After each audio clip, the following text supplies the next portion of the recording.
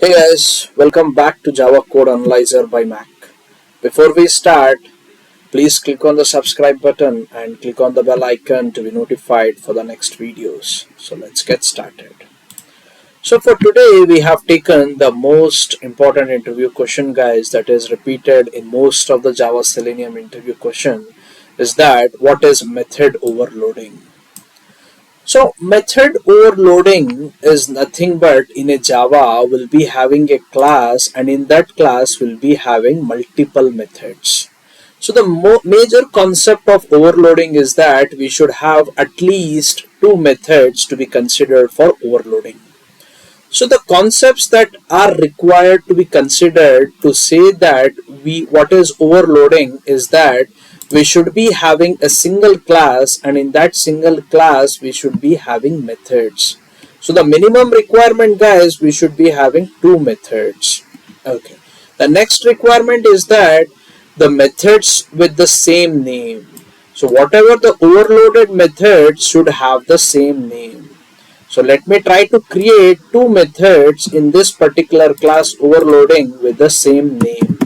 So let me try to create as public void add as one method, and let me try to create one more method as add itself. So now we have created, guys, we have created methods with the same name, right? Let me go to the next point. The next point is methods with different parameter list. Methods must have differ in the number or type or order of parameters.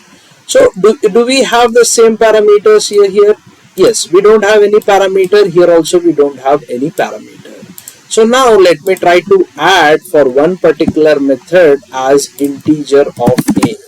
So now we could see that we have two methods in this class which is having the same name but varying with the number of arguments.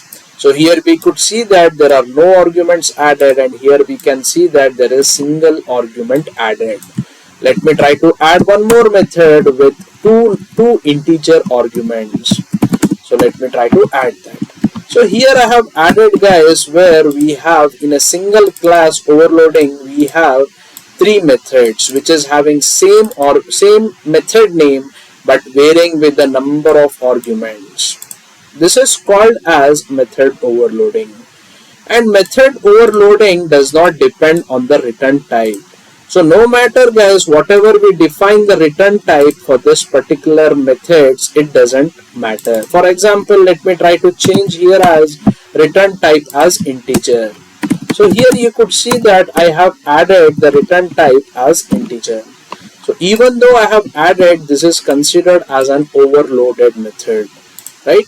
So overloaded methods are nothing but which has the same method name in a single class varying with the arguments, number of arguments or the type of arguments can be considered as method overloading.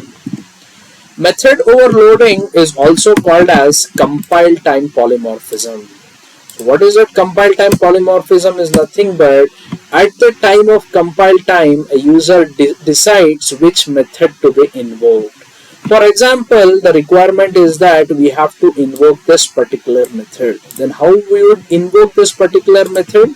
It is simple. We would first try to create an object for this particular class. Overloading of object is equals to new overloading, and then I'll try to call with the help of this object reference that I have created with the help of one argument, right?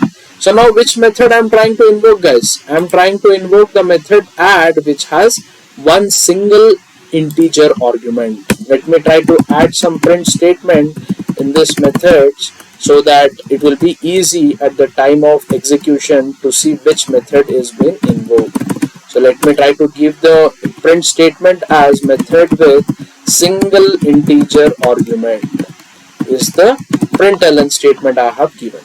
So let me try to add this println statement with different add method, guys. So method with no arguments. So this is the method. Now let me try to give the same println statement here saying that method with double integer arguments or two integer arguments. So this is how we can achieve overloading.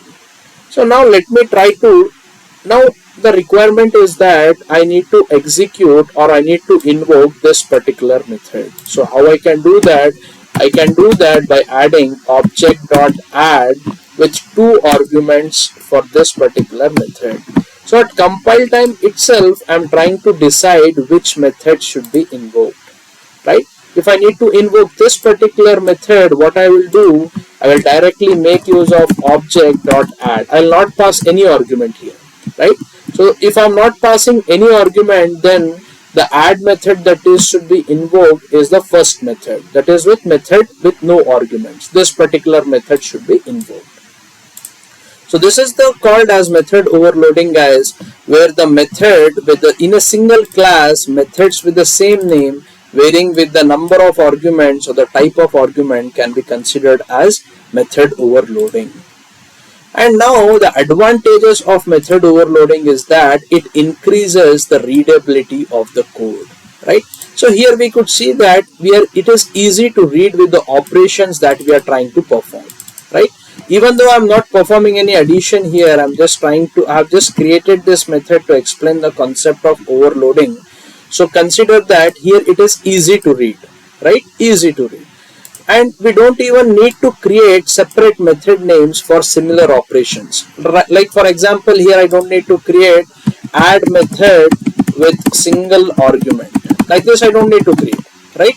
I can directly make use of this particular method name only that I have created in order to call the other method with different argument number or different number of arguments, right? So those are the advantages of method overloading. It increases the readability of the code and it improves the code reusability.